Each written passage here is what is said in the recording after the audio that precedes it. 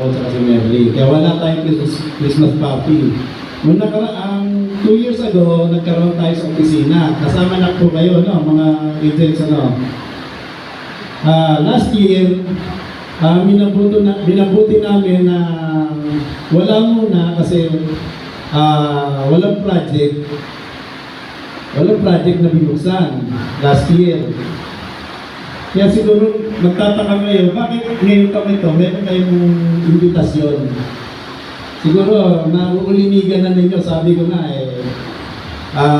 ilang tulog na lang, magkakaroon na ulit tayo ng project.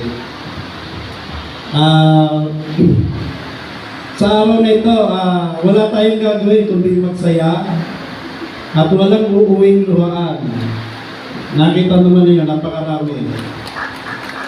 Siguro kung nakamotor lang kayo, hindi kasya.